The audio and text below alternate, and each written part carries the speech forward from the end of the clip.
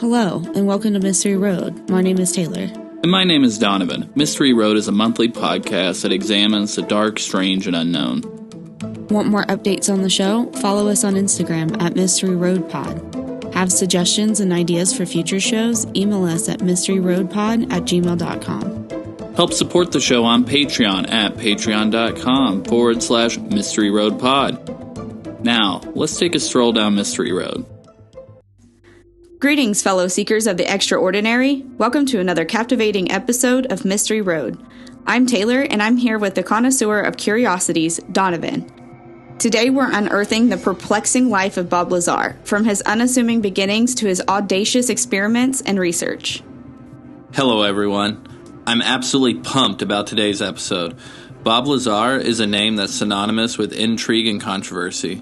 Listeners, you're in for a treat today, as we peel back the layers of a man who claims to have worked on extraterrestrial technology inside a military base called S4, approximately 15 miles south of Area 51. Exploring his life might just give us some insight into the man behind the mystery.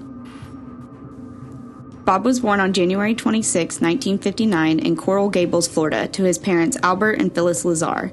He had a seemingly normal life in a nice suburban neighborhood with hardworking parents that were focused and determined to provide Bob with a good education. Bob's parents quickly found he was amazed and highly involved with science and engineering. He soon developed a love for rocket and jet propulsion. Soon, Bob's fascination with rockets made him the talk of the neighborhood. It's not every day you hear about someone attaching a jet engine to a bicycle. But that's exactly what Bob did in 1977. He rigged a small jet engine to a bike frame, creating a contraption that was both mind-boggling and potentially dangerous. This venture was just the beginning of his unorthodox thinking and audacity to explore the limits of technology. Between the years 1976 and 1979, a transformative journey whisked Bob away to the vibrant cityscapes of Los Angeles. He found himself attending Pierce Junior College, immersing himself in the mesmerizing world of physics. As the pages of his academic narrative gracefully turned, he ventured onwards to the prestigious Caltech, a realm where his insatiable thirst of knowledge accumulated not in one, but two postgraduate degrees, one in electronic technology and the other in the mysterious field of physics. Then in the year 1982, the winds of change carried him to the historic landscapes of Massachusetts. Here, within the hallowed halls of Massachusetts Institute for Technology, more commonly referred to as MIT, Bob added yet another layer to the rich tapestry of his academic journey. While his time at MIT might have been brief, it paved a way for a crucial chapter in his life. Shortly thereafter, Bob took his first steps into the professional world, securing a position at the renowned Los Alamos National Laboratory in New Mexico. His role was engaging in the realm of nuclear weapon development, a field that had held both intrigue and gravity. But here's where the story takes an unexpected turn. Amidst the quiet town of Los Alamos, a newspaper headline thrusted Bob into the limelight. The local physicist had accomplished transforming his humble Honda into a roaring marvel by integrating a jet engine, propelling the car to speeds exceeding 200 miles per hour. Bob's neighbors have been interviewed saying it was hard to miss him. He had a jet dragster he used to race with at the local drag strip. With one neighbor having said, "The jet dragsters are rare, but to have one in your neighborhood, you have to go talk to the guy and check it out." As fate would have it, on the very day this article was unveiled, the eminent Edward Teller, often dubbed the father of the hydrogen bomb, was giving a lecture at the Los Alamos National Laboratory. Bob, having cut his workday short, hurried to the lecture. There he spotted Edward, engrossed in the newspaper article about his souped-up Honda. Seizing the moment, Bob approached the legendary physicist, sparking a conversation that would intertwine their paths in an unexpected way. Bob Lazar's journey at S4 is a window into the unknown, and we're about to peer through the glass. In 1988, after an 8-year hiatus, Bob moved from Los Alamos to Las Vegas, where Bob decided to return to his scientific roots. He reached out to a few scientists with resumes, one which caught the attention of none other than Edward Teller. A recommendation from Edward quickly brought him to the top of the list with EG&G, opening the door to an interview for an advanced propulsion job. Bob understood he would need top secret and above top secret access for the position. During his employment at S4, he was paid by the U.S. Navy for his work and contributions, and has used his pay stubs from the Navy to help support his claims. However, what Bob didn't realize is he would be dumbfounded with what he would discover. What Bob thought would be another normal science job with high-level clearance became the job that made him question what was real and what was not. Picture this. He got off a bus with blacked-out windows and approached an open hangar and was met with the sight that defied all expectations, a flying saucer, poised for examination. As Bob stated in his podcast with Joe Rogan, I went into the hangar door, and in the door was the disc, the flying saucer I worked on. I thought, oh my god, this finally explains all the flying saucer stories. This is just an advanced fighter. Little did he know he would be working on that craft's propulsion system, trying to learn even the basics of how this technology could work. Bob walked by the craft and slid his hand across it and was immediately reprimanded for it. Bob was provided briefings to get him up to speed with the current theories of the science and technology for his specific project.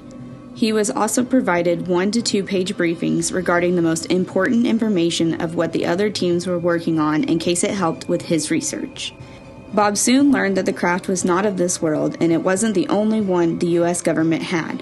On one occasion, the position of the curtains were pulled back enough that Bob was able to count a total of 9 crafts in the U.S. government's possession.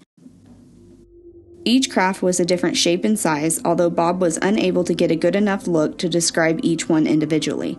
He did fixate on one that looked like it had been damaged. Bob theorizes the craft was either shot down, damaged from a crash, or tests were performed to see if the material could be penetrated with weapons of the time. What's intriguing is the shadow tapestry that enveloped the whole operation. Bob mentions how different labs were working on specific facets of the spacecraft to prevent any individual from holding the full puzzle. This cloak of secrecy shrouded the entire endeavor, as S4's veil of mystery remained intact.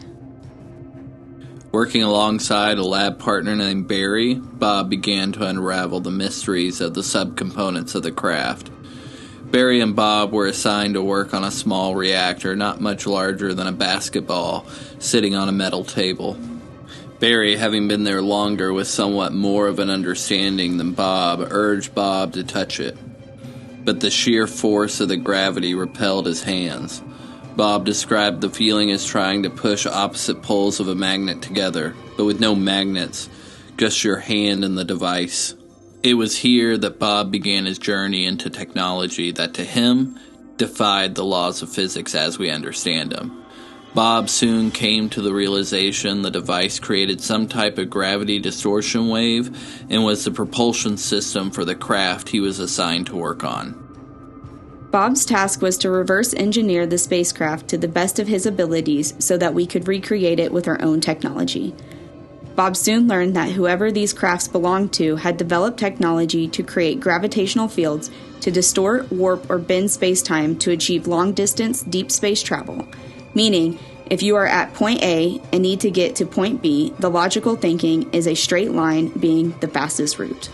However, with what Bob had learned, the greater the gravitational field, the closer points A and B become, thus shortening the distance of travel.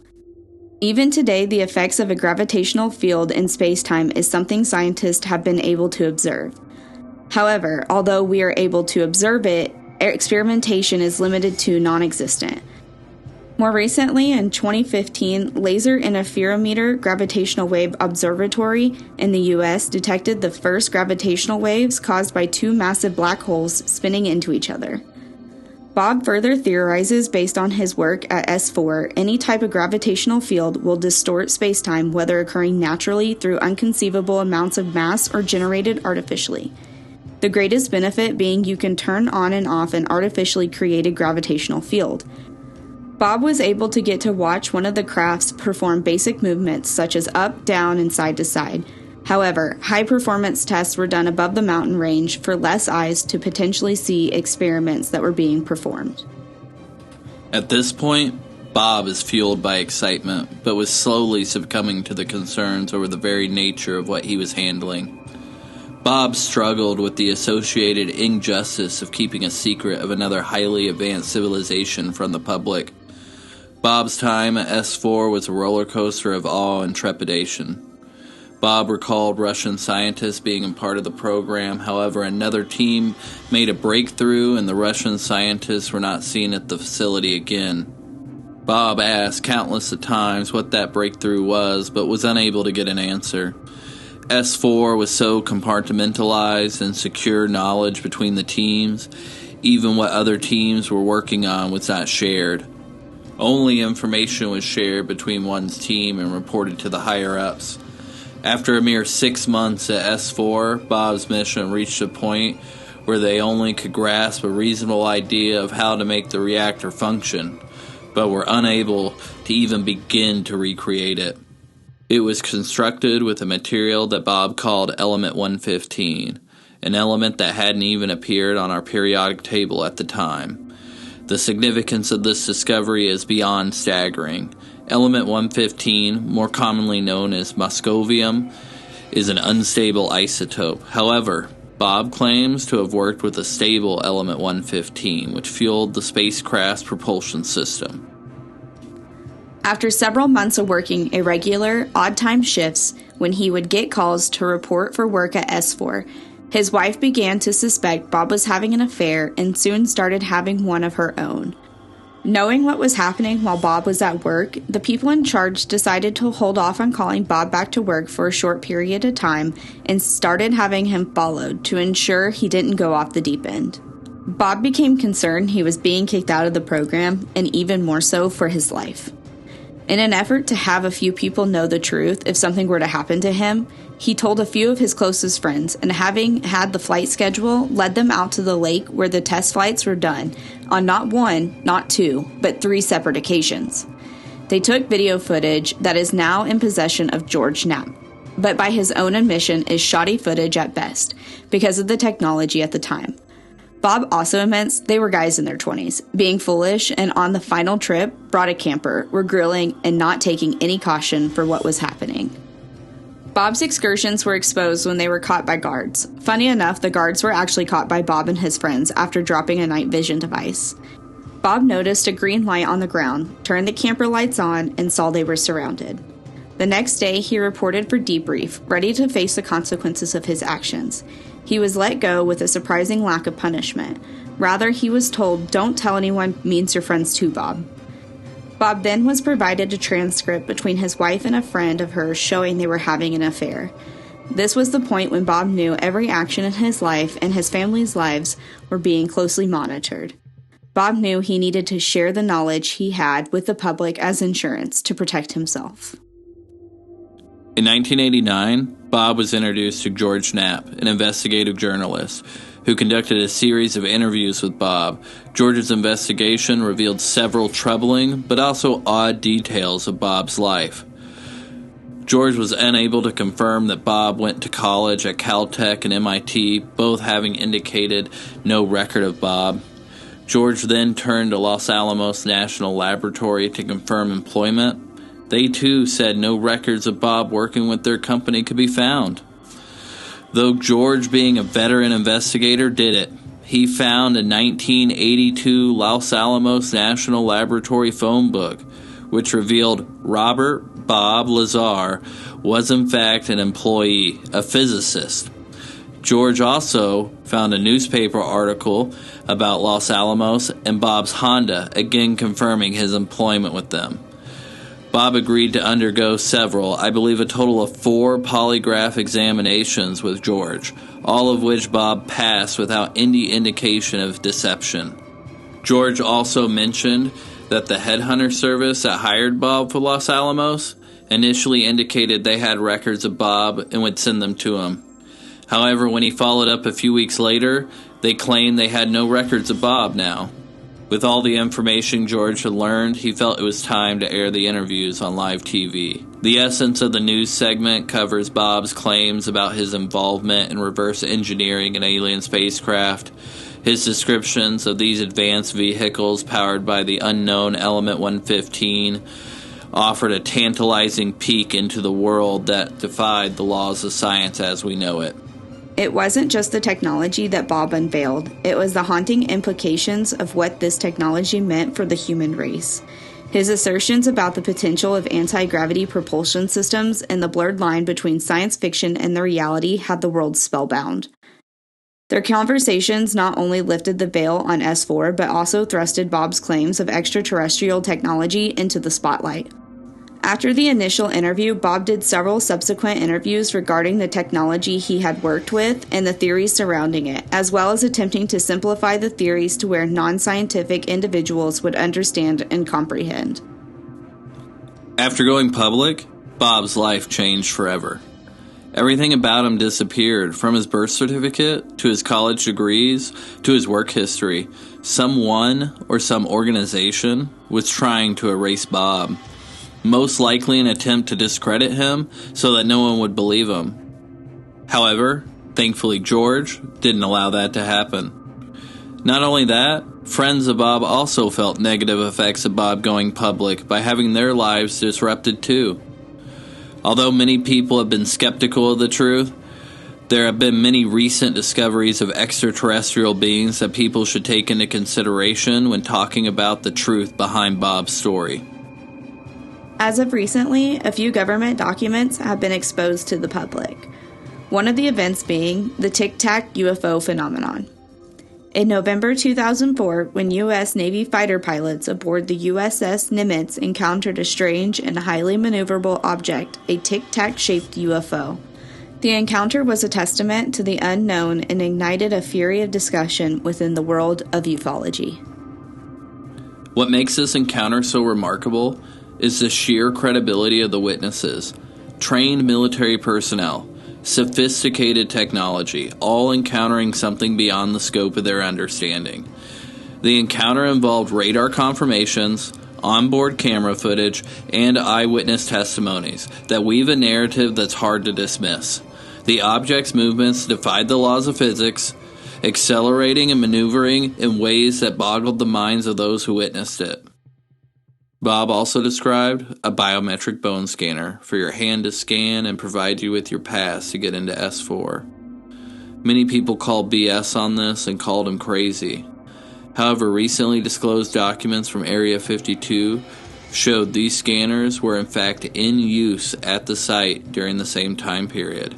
When shown a photo for the first time in the Netflix documentary, Bob was blown away with conviction with yet another form of evidence helping prove his story. Since going public, Bob has been living the life of a somewhat normal person. Married with his own business, a scientific supply and equipment company called United Nuclear Scientific Equipment and Supplies, which sells a range of scientific and educational products. The company offers items such as chemicals, lab equipment, and radioactive ore supplies for educational and research purposes. After concluding filming for the Netflix documentary, his house was raided by the FBI. However, nothing of interest was found and no charges were brought against him. Bob often ponders if going public was the right thing to do. He hasn't benefited from this. Any money he gains from interviews, podcasts, or films is all donated to the science community to help fund education and further progress in science. It's for you to decide, is his story based on fact?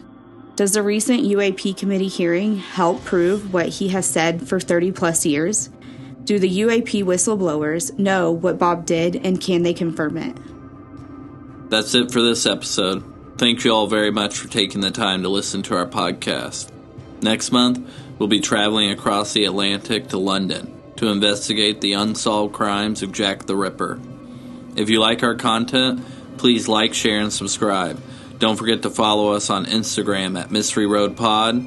Also, consider donating to our show at patreon.com/Mystery Road Pod to help support the show. If you have ideas for future shows, email us at mysteryroadpod@gmail.com. Links will be in the show notes.